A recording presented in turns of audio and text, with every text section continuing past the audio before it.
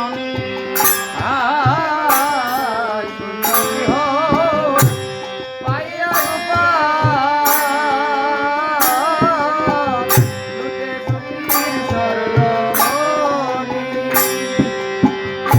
যমুনার জলে গেলেন যশোদা রোহিণী, শূন্য ঘর পাইয়া গোপাল লুটে চিরস্মরণী। ওই চুরির দায়ে গোপাল গোপালকে যশোমতী বেঁধেছিল উৎপলের সাথে।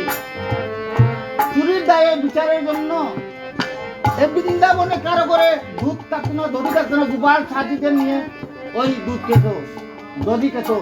এখন শূন্য ঘর, মা যশোমতী এখন এটা নাই। টাউন শহরে গ্রামে কোনো আছে শিক্ষা বুঝেন? ও দিদি শিক্ষা বুঝেন না? ওই শিক্ষার মধ্যে দধির বান্ড রেখেছে, উপরে গোপাল সব সকাতে নিয়ে উঠেছে। কি করবে, পাচ্ছে না, লাগাল পাচ্ছে না। লরিতে দিয়া বান্ড হেঁটে পাতে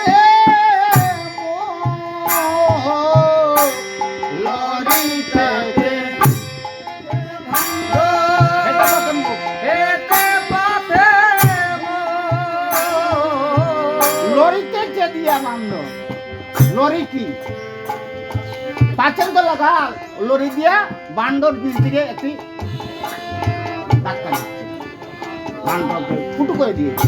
লরি কি, লরিটা কি? লরিতে চেদিয়া বান্ড হেঁটে বাতে মুখটি হা করে আছে, আর নবনী পড়তে আছে।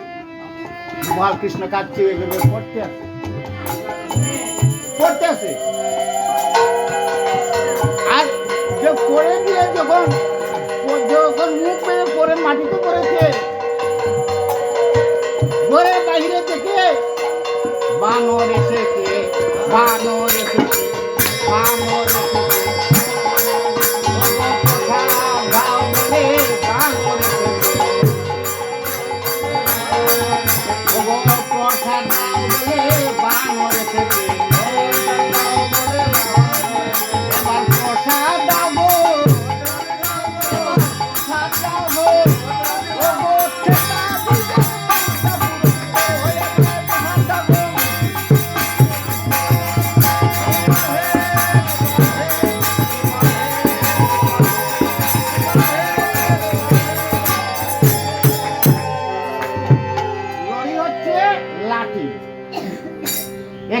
বাবাকে সম্রাট, উনি হচ্ছেন আমাদের সিলেট বিভাগের সম্রাট। নিন্দা করছি না, বললাম বাবা আমি তো বাল্যলীলা গাইনি, রসদগারে গেয়েছি। যখন গিয়েছি রসদগার লীলা গিয়েছি, অষ্টকালীন লীলার মধ্যে নির্ধারিত লীলা। তে বাল্যলীলাতে ওই লরিটা কি, ওই যে পদের মধ্যে লরিতে এসে কয় বাঁশি। আমরা কিছু মাতলাম না, বাঁশি আর মাতলাম, যাকে কৃষ্ণ তো বাঁশি থাকে, তো বাঁশি এমন। দেখো বাবা তোমার গুরুদেব কে? তোমার গুরুদেব কে? কীর্তনের গুরু, কিন্তু ওনার আইডিতে আছে কীর্তন সম্রাট। কীর্তন সম্রাট বলছেন, বলেননি কিছু, যাই পরে বলেছেন লড়ি হচ্ছে লাঠি। ওই লাঠিটা কোথায় বললো কৃষ্ণ? নন্দ মহারাজ গোপাল যখন ছোট ছিল লাঠি দিয়ে খেলা করার জন্য, মানে গুড়ি হাঁটার জন্য সোনার একটি লাঠি দিয়েছিলেন। ওই লাঠি দিয়ে আঘাত করেছে। বান্ড যখন দধি পড়ছে, গোপাল হা করে রেখেছেন, দধি নিচে পড়েছে। ওই দধি দেখে বানরগুলা জানার পাশে এসে বলছে প্রসাদ দাও। কৃষ্ণ তো তাদের গুরু, সত্য যুগে ছিলেন। তারপর তাদের ছিলেন কি রামচন্দ্র, কৃষ্ণ। ওই রামের ভক্ত হচ্ছে বানরগণ। বানরগণ বলছে তুমি কাচ্ছ, আমরা কিন্তু প্রসাদ দাও। বলছে কাকা তেতা যুগে আমার জন্য তোরা কত কষ্ট করেছিস, আমি তো কিছু দিতে পারিনি। কাকা লরিতে দিয়া বান্ড হেঁটে পাতে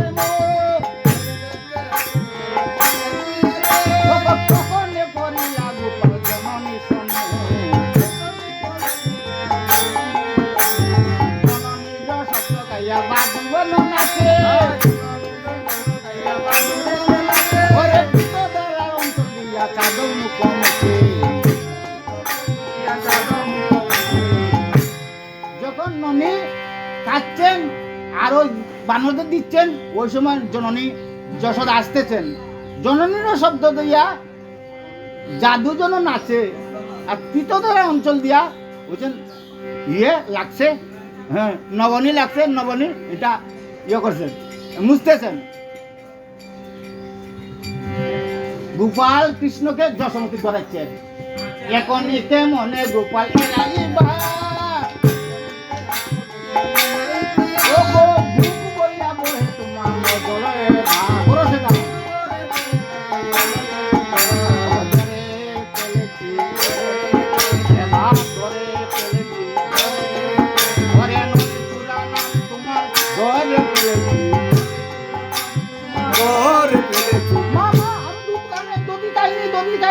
কি বলছো? এতো মুছে ফেলেছে না, আমি তো দেখেছি তুমি যে মুখটি মুছেছ। এবার তোমাকে ননিচূড়া যে বলে লোকে, তোমাকে ননিচূড়া মাগনা বলে না, কি করেছো? বলে মা তুমি তো আমাকে যদি কাউকে দাও না, ও ননি সব উপরে বেঁধে রাখো, তাই আমি চুরি করেছি, কাম অপরাধ হয়েছে। মামা তোমাকে কত বলেছে আমাকে দুধ দাও, ননি দাও, আমাকে দাও না। তো যশোদা বলছেন আমি তো ধরেছি, তুমি আজ তো ধরেছি, অন্য ধরতে পারিনি। তোরা কারা?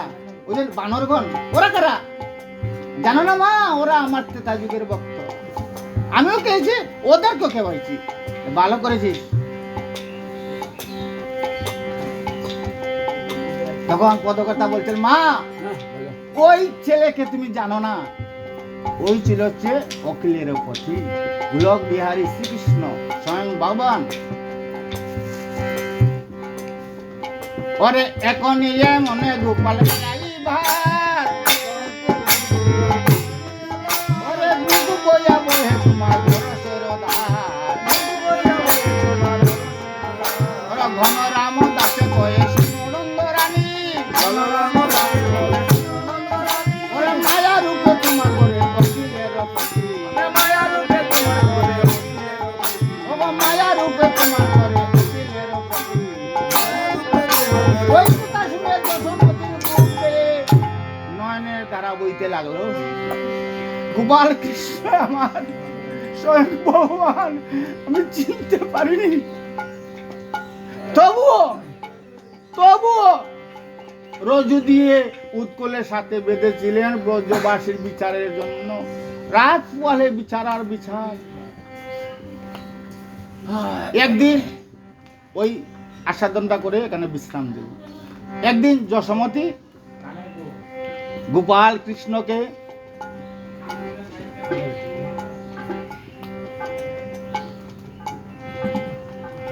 কি করলেন? বেঁধেছিলেন গাছে, গাছে না উৎকলের সাথে। যখন উৎকলের সাথে বেঁধেছেন, যশোমতী চলে গিয়েছেন অন্যত্র কাজে, আর গোপাল কৃষ্ণ ওই উৎকলকে নিয়ে ছুটেছে।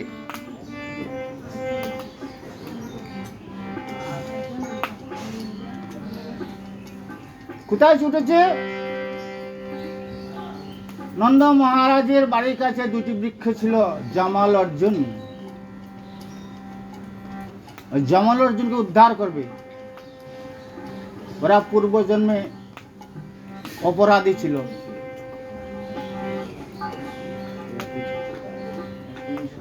তাই উদ্ধার করবেন, ভগবানের স্পর্শ পেলে তারা উদ্ধার হয়ে যাবে। তো মা যশোমতী জানেন না। তো গোপাল কৃষ্ণ দেখেন ভগবান এত বড় একটি উৎকল গাইল, কিন্তু গোপাল কৃষ্ণ তলপেটের মধ্যে বেঁধেছেন নন্দরানী, ওটাকে নিয়ে ওই দুই গাছের মধ্য দিয়ে ছুটেছেন। আর যখন গাছের মধ্যে দিয়ে এই উৎকলটি দুটি গাছের মধ্যে লেগে গিয়েছে, আর এমনভাবে টান দিচ্ছেন ওই গাছ দুটি পড়ে গিয়ে তাদের মূর্তি ধারণ করেছে। যখন গাছটি পড়েছে, নন্দরানী হঠাৎ এক বিকট শব্দ হলো। কারণটা কি? আমাদের বাড়িতে তো এ ধরনের বিকট শব্দ হয়নি। তখন গিয়ে দেখি যে দুইটি পুরুষ, সেদিকে যাব না, এইগুলো অনেক লম্বা হয়ে যাবে, অনেক লম্বা হয়ে যাবে। জমাল অর্জুনকে উদ্ধার করলেন। ওই যে আমরা গাই কার্তিক মাসে জমাল অর্জুন বঞ্জনকারী রাধা দামোদর, ওই জমাল অর্জুন তারা পূর্বজন্মে নগ্ন অবস্থায় বেরিয়েছিল, তারা অভিশপ্ত হয়েছিল। নারদ মুনির অভিশাপে তারা বৃক্ষরূপে ধারণ করেছিল, এবার উদ্ধার হয়ে গিয়েছিল। তাই বলছেন পদকর্তা,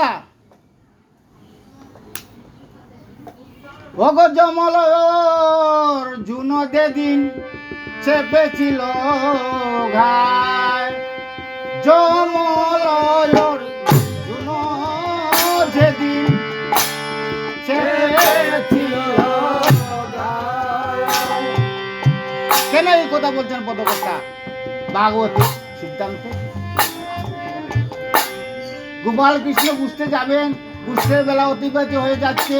মা নন্দরানী ফুলে বয়ে ননি খাচ্ছেন, মা ননি দিচ্ছেন আর গোপাল খাচ্ছে, এদিকে বেলা হয়ে যাচ্ছে, কৃষ্ণ যাচ্ছেন না। বলছেন কৃষ্ণ কি করবো রে, এ শ্রীরাম দাদা আমি কি করব? মা যশোমতী আমাকে বাৎসল্য প্রেম দিয়ে বেঁধে রেখেছে, আমি তো যেতে চাই কিন্তু পারছি না। তখন বলছেন শ্রীরাম দেখো, একদিন বনিতায়া ছিলাম লুকায়া, একদিন বনিতায়া ছিলাম লুকায়া, একদিন বনি খাইয়া ছিলাম খাইয়া, আরে কদিন বনি খাইয়া ছিলাম খাইয়া, ওরে মরিবে আমার মা করিবে সংকটে, আয় মরিবে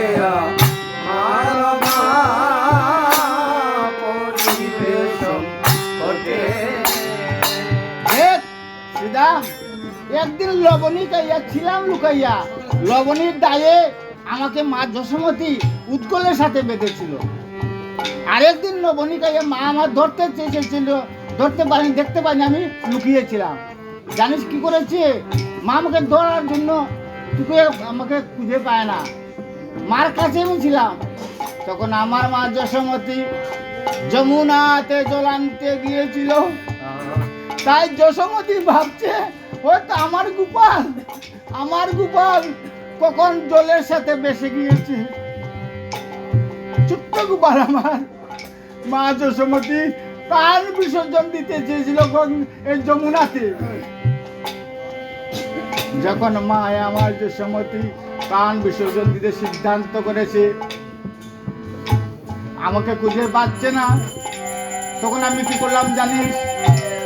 মার আসলে ধরে বললাম, মার আসলে ধরে কেন? মা আমাকে না দিয়ে যমুনাতে প্রাণ বিসর্জন দিতে চেয়েছিল। দেখ আমার মা যশোমতী আমাকে কত ভালোবাসে, কত ভালোবাসে জানিস? আমার মা সামান্য মা নয়, রুদ্র জন্ম সহস্রাণী, সত্য জন্ম, বাস কর্ম, ত্রিজন্মানি পার্বতী, এই সমস্ত জন্ম আরাধনা করে যশোমতী আমাকে লাভ করেছে। আমার মা সামান্য মা নয়, ওই মা আমাকে কিছু সময় না দেখে যমুনাতে প্রাণ বিসর্জন দিতে চেয়েছিল। যখন সিদ্ধান্ত করেছিল প্রাণ বিসর্জন দিবে, আমি মার আঁচলে, মারা চলে ধরে বলি,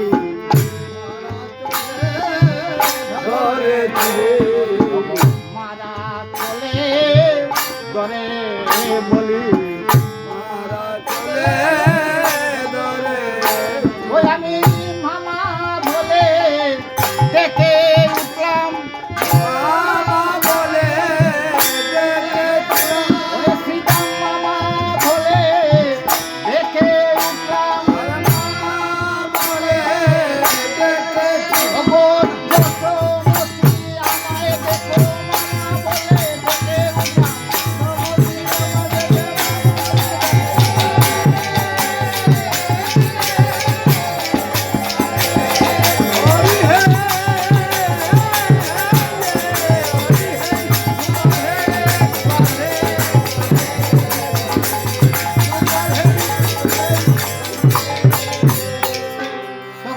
শ্রীরাম বলছে জানি রে তোর মায়ের প্রেম কত ভালোবাসে,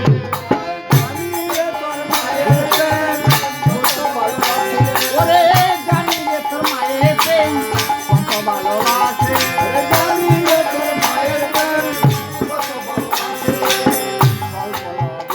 জন্য বেঁধেছিল গাছে,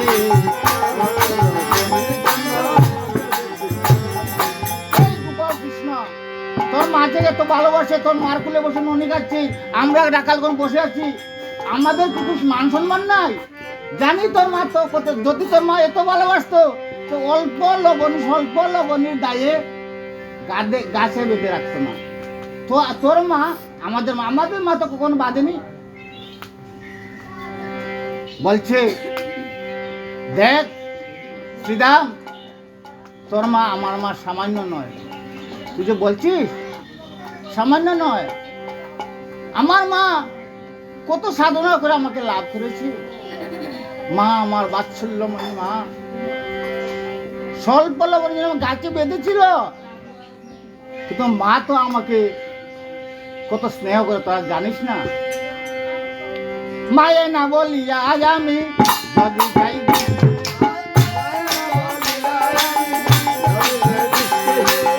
মায়ে না বলিয়া আমি যদি যাই দিতে, মায়ে না বলিয়া মরিবে আমার মা করিবে সংকটে, মরিবে আমার মা করিবে সংকটে, জানি রে তোর মায়ের প্রেম কত ভালোবাসে, জানি রে তোর মায়ের প্রেম কত ভালোবাসে, স্বল্প লবণের জন্য বেঁধেছিল গাছে, স্বল্প লবণের জন্য বেঁধেছিল গাছে বাঁধা মা কার বায়াতে, গাছে বাঁধা মা কার বায়াতে, আমার দেখি মা নাই রে গাছে বাঁধা মা কার বায়াতে, আমার দেখি মা নাই রে গাছে বাঁধা মা কার বায়াতে, আমার মাতৃ নিন্দা করিস না রে, মাতৃ দাসয়া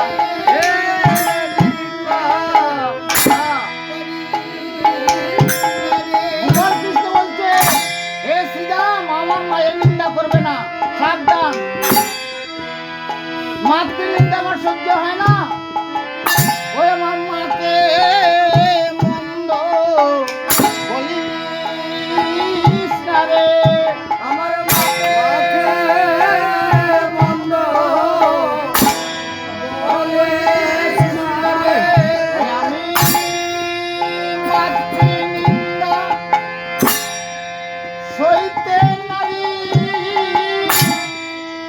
মাকে মন্দ বলিস না রে, আমি নিন্দা সইতে নারী, মাকে মন্দ বলিস না রে, আমার মাকে মন্দ বলিস, আমার মাকে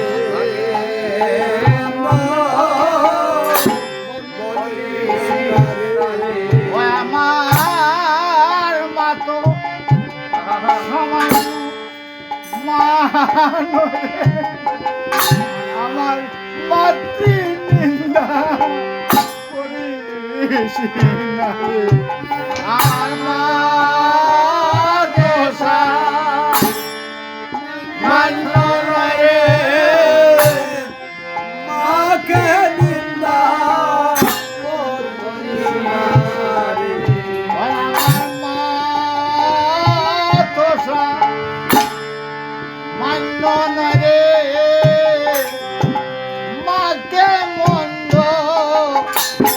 বলিস না রে, আমার মা দোষা মান্য নয় রে, মাকে নিন্দা করিস, আমার মা তো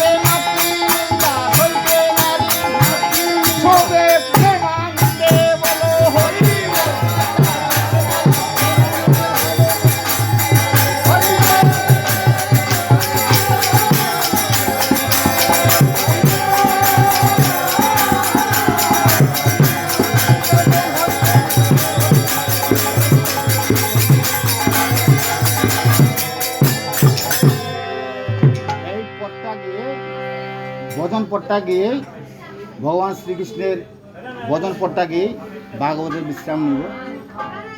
বাজা বাজা বাজা বাজা বাজা বাজা আপনার বজ হরে মন শ্রীনন্দে নন্দন অবয় চরণার বিন্দ রাধা বজ হরে মন শ্রীনন্দে নন্দন অবয় চরণার বিন্দ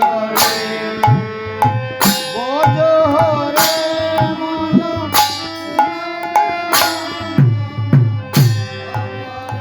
চরণার বিন্দ ওরে জনম সৎসঙ্গে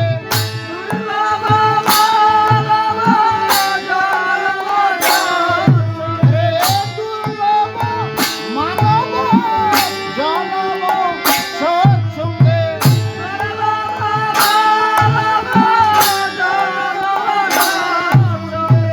করহ হে ভব সিন্ধুরে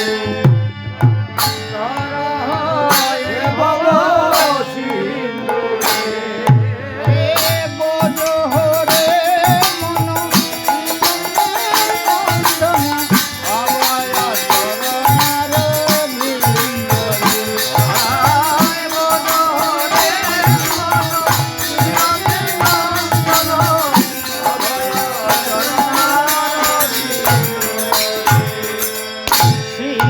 শীতয়াথপ বাতরিষণ এদিন জাগিরে